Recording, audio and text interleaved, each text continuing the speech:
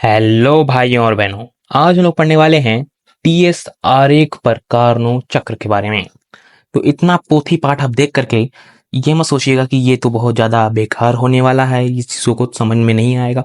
आप केवल और केवल ध्यान पूर्वक सुनिएगा, सभी चीजों को आपको बहुत ही आसानी से समझ में आ जाने वाला है। केवल और केवल सुनिएगा, आप फिर उसके पश्चात अपने पेपर में अपने से लिखिएगा, क्योंकि आप इसको सुन करके अगर रट्टा मार के आप लिखेंगे तो आप कुछ भी पेपर में नहीं लिख के आने वाले हैं, सभी चीजें आपके दिमाग से उड़ जाने वाली हैं। तो यहाँ पर सभी चीजों को केवल ध्यानपूर्वक सुनिएगा और थ्योरेटिकली को सुनिएगा, और जो हमारे रिटर्न वाला रहता है, जो हमारे रहेंगे सीधे तौर पर मैथमेटिकल्स, उनको आप थोड़ा सा ध्यान रख करके सभी चीजों को अच्छे से देखिएगा। ठीक है, यहाँ बस हम लोग डायग्राम के थ्रू और सभी चीजों को बहुत ही डिटेल के समझेंगे। तो चलिए शुरू करते हैं हमारा आज का टॉपिक, टीएस आरेख पर कार्नो चक्र। अगर कार्नो चक्र के बारे में आपको जानकारी चाहिए तो यहाँ बस आपको वीडियो आ रही होगी, उसको क्लिक कीजिएगा और कार्नो चक्र के बारे में आपको पूरी संपूर्ण जानकारी मिल जाने वाली है। तो चलिए शुरू करते हैं हमारा आज का टॉपिक, टीएस आरेख पर कार्नो चक्र के बारे में। तो कार्नो का उत्क्रमणीय चक्र पीवी आरेख पर प्रदर्शित है। हम जानते हैं कि जो हमारे कार्नो का जो उत्क्रमणीय चक्र होता है, उत्क्रमणीय चक्र पर भी वीडियो आपकी डली हुई है, उसको भी आप देख लीजिएगा। हम यहाँ पर पहले टीएस आरेख की बात करते हैं। तो कार्नो का उत्क्रमणीय चक्र पीवी आरेख पर प्रदर्शित है। इसमें दो उत्क्रमणीय समतापी प्रक्रम तथा दो उत्क्रमणीय रुद्धोष्म प्रक्रम होते हैं। यहाँ पर बात हो रही है उत्क्रमणीय चक्र की। तो उत्क्रमणीय चक्र होता क्या है, पहले तो आपको वो समझना पड़ेगा, फिर हम समतापी और रुद्धोष्म को भी समझेंगे। तो उत्क्रमणीय चक्र क्या होता है? ऐसी प्रक्रिया होती है जिसमें अभिकारक से उत्पाद और उत्पाद से अभिकारक बन जाता है। जिसे हम लोग रासायनिक अभिक्रिया में समझ सकते हैं कि अभिकारक से उत्पाद बनता है, मतलब दोनों तरफ की अभिक्रियाएं आपस में परिवर्तित होते हैं। जैसे उत्पाद बन गया तो उत्पाद से अभिकारक भी बन सकता है, अभिकारक है तो अभिकारक से उत्पाद बन सकता है, मतलब दोनों तरफ की अभिक्रियाएं होती हैं, उसको हम लोग उत्क्रमणीय चक्र कहते हैं। उत्क्रमणीय चक्र में जैसे कि इसको आप समझ सकते हैं, जैसे कि कोई चीज अपनी मूल अवस्था में स्थिति में वापस आ सके, जैसे प्रक्रिया में परिवर्तन को हम लोग उल्टाने की क्षमता होती है। अभिकारक से उत्पाद, उत्पाद से अभिकारक, उत्क्रमणीय चक्र आप समझ गए होंगे। एक साइक्लिक संरचना बनती है जिसमें अभिकारक बनता है, फिर उत्पाद बनता है, फिर उत्पाद से अभिकारक वापस बन जाता है। तो वही चीज एक साइक्लिक प्रक्रिया, ठीक है ना। तो उत्क्रमणीय चक्र आप समझ गए कि उत्क्रमणीय प्रक्रियाएं क्या होती हैं। तो अब यहाँ पर बात की जाती है समतापी प्रक्रम की। दो उत्क्रमणीय समतापी प्रक्रम होते हैं। समतापी प्रक्रम अर्थात ऐसा प्रक्रम जिसमें किसी भी निकाय में तापमान स्थिर रहता है, मतलब इसमें जो समतापी प्रक्रम होगा उसमें टेम्परेचर जो होगा वो हमारा स्थिर रहता है, जबकि उसके आयतन में परिवर्तन होता है, साथ ही साथ जो उसका दाब होता है, मतलब उसकी उष्मा में भी परिवर्तन होता है। तो यह होती है हमारी समतापी प्रक्रम। अब हम लोग बात करते हैं, हमारी दो रुद्धोष्म प्रक्रम लगी हुई होती हैं। केवल अभी यहाँ पर हम लोग केवल उसके डायग्राम को डेरिवेट कर रहे हैं कि किस प्रकार से यहाँ पर जो हमारा टीएस आरेख पर कार्नो चक्र है उसमें सभी चीजों को डेरिवेट करके ही चलना है, जिससे आपको पूरा नंबर मिलेगा। तो आपको ध्यानपूर्वक सुनते चलिए और आप पेपर में आसानी से सभी चीजों को लिख लेने वाले हैं। तो दो रुद्धोष्म प्रक्रम लगे हुए होते हैं। रुद्धोष्म प्रक्रम अर्थात रुद्धोष्म प्रक्रम होते हैं जो कि ऊष्मा का आदान प्रदान नहीं होता है। इसमें जो भी प्रणाली होती है, ऊष्मा ऊष्मा ना तो निकलती है और ना ही प्रवेश करती है रुद्धोष्म प्रक्रम में। ठीक है, टेम्परेचर बदलते हैं परंतु ऊष्मा का आदान प्रदान इसमें नहीं होता है। ये होता है रुद्धोष्म प्रक्रम। जब इस वक्र को ताप एंट्रोपी अक्षों पर आरेखित किया जाता है, तो हमारे पास एक वक्र आप कार्नो चक्र में जानते हैं एक वक्र प्राप्त होता है। तो इस वक्र को जो हम लोग ताप एंट्रोपी अक्षों पर आरेखित किया जाता है। अब यहाँ पर हमारे पास ताप और एंट्रोपी टी और एस, ग्राफ में हम लोग जब इसको आरोपित करते हैं, जो हमारा पीवी आरेख है उसी को हम लोग टी ताप और एस एंट्रोपी पर हम लोग आरोपित करते हैं, तो एक वक्र प्राप्त होता है। यहाँ पर आपको समझ में आ गया होगा कि टीएस आरेख किस प्रकार से बन रहा है, मतलब ताप और एंट्रोपी के बीच हम लोग आरेख खींचेंगे तो वही चीज ताप एंट्रोपी मतलब टीएस आरेख बन जाती है। तो इस प्रकार से हम लोग उसको डायग्राम को भी समझेंगे। पहले यहाँ पर आप उसके डेरिवेट को अच्छे से समझ लीजिए, फिर उसके पश्चात हम डायग्राम को बहुत ही अच्छे से समझने वाले हैं। ठीक है, अब यहाँ पर कार्नो, पहली बात अब आपको समझने की जरूरत है कि एंट्रोपी होता क्या है। तो एंट्रोपी होता है कि जब हम किसी सिस्टम में कोई भी अव्यवस्थित अव्यवस्था होती है कोई भी अनिश्चितता होती है, तो अनिश्चितता की स्थिति को हम लोग एंट्रोपी के थ्रू प्रदर्शित करते हैं। ठीक है, एंट्रोपी में अगर कोई मतलब सिस्टम है उसमें कोई अनिश्चितता अव्यवस्था होगी तो उसको हम लोग एंट्रोपी के थ्रू प्रदर्शित करेंगे। तो एंट्रोपी हमारा अव्यवस्था अनिश्चितता को प्रदर्शित करता है। ठीक है, तो हम लोग इसको आरेख में किया जाता है तो हमें एक आयताकार वक्र प्राप्त होता है। हमारे पास एक आयताकार वक्र प्राप्त हो गया। अब कार्नो चक्र टीएस आरेख पर दिखाया गया है। अब कार्नो चक्र जो है वो टीएस आरेख पर दिखाया गया है, उसको हम लोग अभी देखेंगे, जिसको आप दिख भी रहा होगा आपको यहाँ पर, कि यहाँ पर आपको दिख रहा है जो हमारा टीएस आरेख है उसमें हमारा एक आयताकार हमारे पास वक्र प्राप्त हुआ है। ठीक है, कार्नो चक्र टीएस आरेख पर दिखाया गया है। ताप T1 पर समतापी प्रसार AB के दौरान कार्यकारी पदार्थ स्रोत से ऊष्मा Q1 लेता है। और जो हमारी कार्यकारी पदार्थ है, आपको केवल जो हमने आरेख प्राप्त किया है ना, उसी आरेख को केवल डेरिवेट करते चलिए, आपको सभी चीजें समझ में आते चलनी आएंगी। केवल और केवल ऊष्मा लेता है, देता है, और डायग्राम के थ्रू आपको डायग्राम में क्या क्या हो रही है, ABCD एक आयताकार वक्र किस प्रकार से प्राप्त हो रहा है, उसी चीज को यहाँ बस फुल्ली डेरिवेट करते हुए चलना है। केवल और केवल आपको ध्यान लगाना है कि हम ग्राफ और जो हमारा वक्र प्राप्त हो रहा है उसको हम लोग याद रखें, जिससे आपको उसको डेरिवेट कर देना है और आपको परीक्षा में संपूर्ण नंबर मिल जाने वाला है। ठीक है, अब कार्नो चक्र टीएस आरेख पर दिखाया गया है। ताप T1 पर समतापी प्रसार AB के दौरान कार्यकारी पदार्थ स्रोत से ऊष्मा Q1 लेता है, जिससे कि उसकी एंट्रोपी S1 से S2 हो जाती है। ऊष्मा लिया तो जिससे उसके एंट्रोपी में परिवर्तन हुआ, उसमें अव्यवस्था हुई। जैसे हम कोई भी पदार्थ में हम गर्म करते हैं तो वो देखते हैं वो हिलने लगता है। आप पानी गर्म करते होंगे तो पानी गर्म करने में देखते होंगे कि पूरा बर्तन हिलने लगता है, कई बार पूरा पानी हिलने लगता है। तो वही चीज है कि उसकी एंट्रोपी जो होती है उसमें अव्यवस्था होती है, वो S1 से S2 हो जाती है तथा बढ़ती है। अतः टीएस आरेख पर जो क्षैतिज रेखा AB प्राप्त हो जाती है। इस प्रकार से हमारे पास एक क्षैतिज रेखा आरेख आपको दिखाई दे रहा होगा, इसमें हमें एक क्षैतिज रेखा AB प्राप्त होती है। अब रुद्धोष्म प्रसार AB के दौरान ताप T1 से T2 पर गिरता है, परंतु एंट्रोपी स्थिर रहती है। जो उसमें तापमान में परिवर्तन होता है, तापमान T1 से T2 की ओर नीचे की ओर आ जाता है, और जो हमारे उसकी एंट्रोपी जो होती है वो स्थिर बने हुई होती है, उसके एंट्रोपी में परिवर्तन नहीं होता है। यहाँ पर आप देख रहे हैं कि पूरा का पूरा हम यहाँ पर जो हमने ग्राफ बनाया है फुल्ली उसी को डेरिवेट करते हुए चल रहे हैं। सीधे सीधे आपको अपने ग्राफ को बहुत ही डिटेल्ड तरीके से डेरिवेट करना केवल। ठीक है, अब परंतु एंट्रोपी स्थिर रहती है, अतः टीएस आरेख पर एक ऊर्ध्वाधर रेखा BC प्राप्त होती है। ठीक है, अब हमारे पास एक ऊर्ध्वाधर रेखा प्राप्त हो गई BC, जिसमें हमारा रुद्धोष्म प्रसार होता है। अतः ताप T2 पर समतापी संपीड़न CD के दौरान कार्यकारी पदार्थ सिंक की ऊष्मा Q2 देता है, जिससे उसके एंट्रोपी S2 ये यहाँ पर है, यहाँ पर जो हमारी ऊष्मा होती है वो कार्यकारी पदार्थ सिंक को देता है ऊष्मा, तो Q2 देता है, जिससे कि उसकी एंट्रोपी S2 से S1 हो जाती है। ठीक है, केवल चित्र को हमने डेरिवेट किया है, जो हमारी आरेख है उसी को हमको डेरिवेट करते हुए पूरे के पूरे सिचुएशन को हमने यहाँ पर बताया है। अब तब घटती है और अतः टीएस आरेख पर ताप T2 पर क्षैतिज रेखा CD प्राप्त होती है। तो इस प्रकार से यहाँ पर हमने आरेख को डेरिवेट किया है। अब देखते हैं इसके डायग्राम के साथ थोड़े से और सिद्धांत को। तो यहाँ पर आपको दिखाई दे रहा होगा कि हमारे पास एक हमारा PV आरेख है और यहाँ पर हमने TS आरेख दोनों बना दिया है, जिससे आपको समझने में आसानी होगी। तो यहाँ पर हमारे पास दाब और आयतन में आरेख बनता है। तो इस प्रकार से हमारे पास एक वक्र प्राप्त होता है ABCD, समतापी, रुद्धोष्म, फिर समतापी, फिर रुद्धोष्म, समतापी संपीड़न, रुद्धोष्म संपीड़न, समतापी संपीड़न और रुद्धोष्म संपीड़न। इस प्रकार से हमारे पास समतापी प्रसार, रुद्धोष्म प्रसार, समतापी संपीड़न, रुद्धोष्म संपीड़न प्राप्त होता है। हमारे पास एक वक्र बन जाता है, जो कि हमने दाब और आयतन में आरेख खींचा है। अब जब हम इसी आरेख को जब हम लोग ताप और एंट्रोपी के बीच खींचते हैं तो हमारे पास एक आयताकार संरचना प्राप्त हो जाती है। आयताकार संरचना में सबसे पहले हमारे पास जो उसका तापमान होता है उसमें T1 होती है।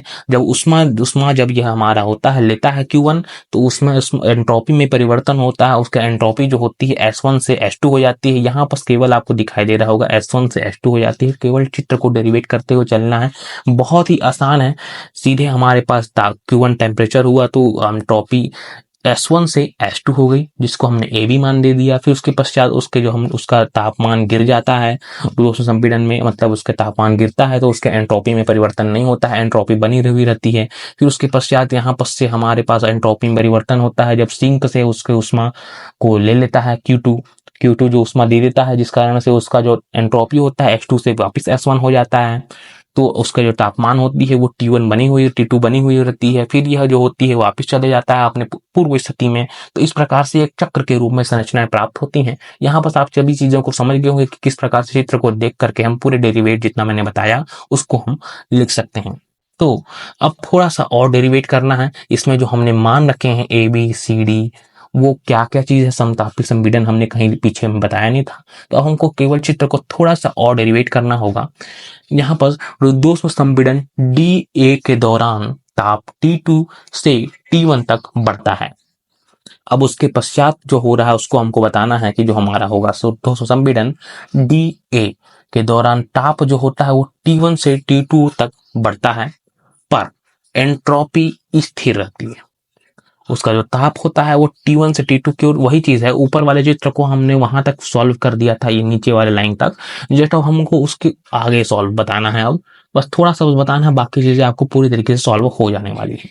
एंट्रोपी स्थिर रहती है, अतः TS आरेख पर नियत एंट्रोपी S1 पर एक ऊर्ध्वाधर रेखा DA यहाँ पर आपको दिखाई नहीं दे रहा होगा, तो इसकी जो डॉक्यूमेंट्स है यहाँ पर आपको अगर दिखाई ना दे, केवल और केवल सुन करके समझ लीजिए। उसके बाद अगर आपको इसकी डॉक्यूमेंट्स दिखाई ना दे तो आप इसकी डॉक्यूमेंट्स जो है मेरे टेलीग्राम चैनल में जाकर के आप डाउनलोड करके बहुत ही आसानी से सभी चीजों को लिख सकते हैं।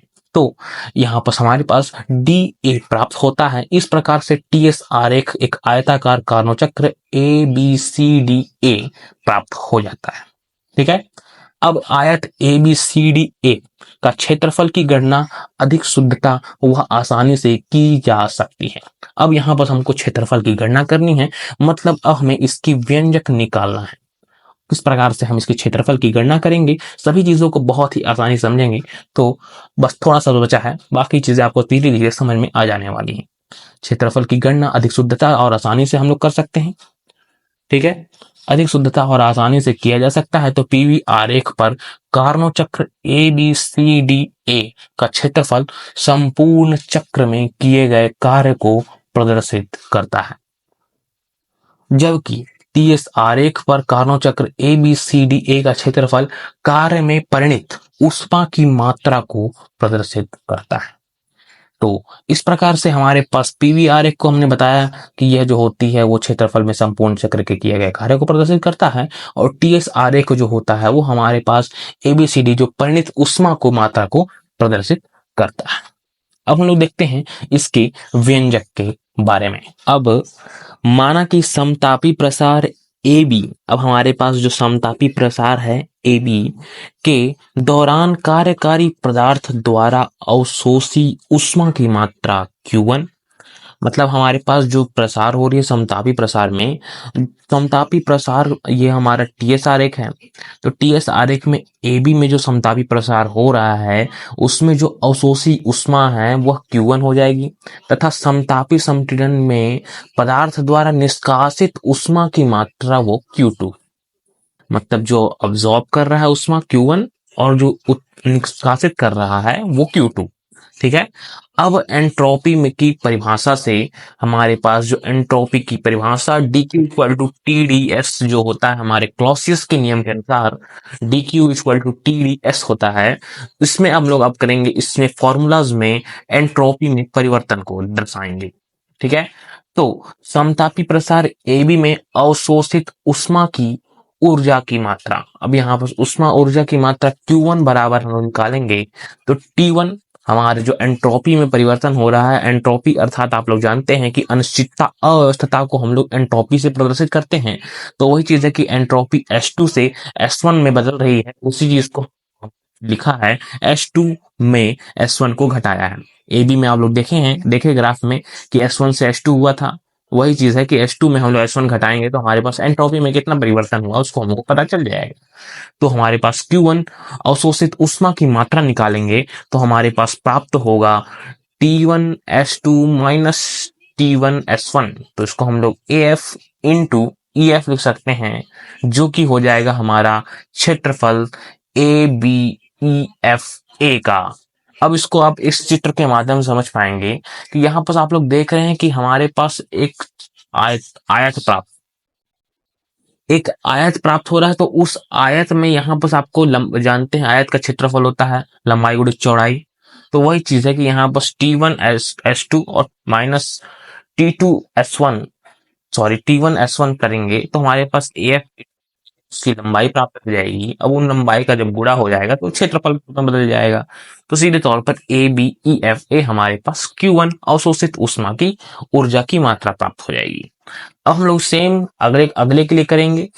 हमारे अगले आयत के लिए समतापीय संपीड़न CD में निष्कासित ऊष्मा की मात्रा Q2 बराबर T2S2 माइनस S1। अब यहाँ पर हमारे पास तापमान दूसरा था और एंट्रोपी में परिवर्तन तो हो ही रहा था ना, क्योंकि हम ले रहे हैं अब C से D की ओर। तो इस प्रकार से यहाँ पर हमारे पास DF इंटू EF प्राप्त हो जाएगा वही क्षेत्र को देख करके, और हमारे पास इसका क्षेत्रफल बन जाएगा DCEFD। ये हो जाएगा इसका क्षेत्रफल, जो हमारी होगी निष्कासित ऊष्मा की ऊर्जा। ठीक है, अब यहाँ पर सीधे तौर पर आपको दिखाई दे रहा है कि एक अवशोषित ऊष्मा और एक निष्कासित ऊष्मा के हमारे पास मान प्राप्त हो गए हैं। अब ये दोनों मानों से हम लोग निकाल लेंगे परिणित ऊष्मा की ऊर्जा। अब यहाँ पर हम लोग टोटल ऊर्जा यहाँ पर निकालेंगे जो हमारे पास बचा है। तो कार्य बराबर अवशोषित ऊष्मा माइनस निष्कासित ऊष्मा। तो अवशोषित Q1 थी और निष्कासित था Q2। तो दोनों के क्षेत्रफल के जो मान हमने प्राप्त किए हैं Q1 और Q2 के, दोनों के मानों को हम लोग यहाँ पर पुट करेंगे। तो इस प्रकार से हमारे पास जो मान प्राप्त हो जाएगा वो प्राप्त हो जाएगा AD इंटू DC। आप इसको देख सकते हैं, अगर हम ABCDA जो हमारे डायग्राम में है उसका अगर क्षेत्रफल निकालेंगे तो उसका क्षेत्रफल लंबाई गुणित चौड़ाई लेंगे तो AD इंटू DC हो जाएगा। और AD का मान जो है वो T1 माइनस T2 और DC का मान S2 माइनस S1 है। ठीक है, अब W बराबर हमारा मान निकल गया यहाँ पर। अब हम लोग डायरेक्टली दक्षता बराबर जो एंट्रोपिक दक्षता ईटा बराबर W/Q1 होता है उसी में हम लोग इस मान को पुट करेंगे। तो इस प्रकार TS आरेख पर कार्नो चक्र का क्षेत्रफल ABCDA कार्य में परिणित ऊष्मा की मात्रा को प्रदर्शित करता है। ठीक है, हमारे पास जो TS आरेख का जो कार्नो चक्र का क्षेत्रफल अंदर वाला जो था चक्र, उस वाले को हम लोग क्षेत्रफल निकाले तो ABCDS से परिणित ऊष्मा की मात्रा को प्रदर्शित करता है। इसलिए अब हम लोग निकालेंगे कार्नो चक्र की दक्षता, जो कि होता है कार्नो के परिणित ऊष्मा की ऊर्जा जो हमने निकाली W बराबर और कुल अवशोषित ऊष्मा Q1। ठीक है, तो इस प्रकार से दक्षता ईटा बराबर हमारे पास W/Q1 आ जाएगा।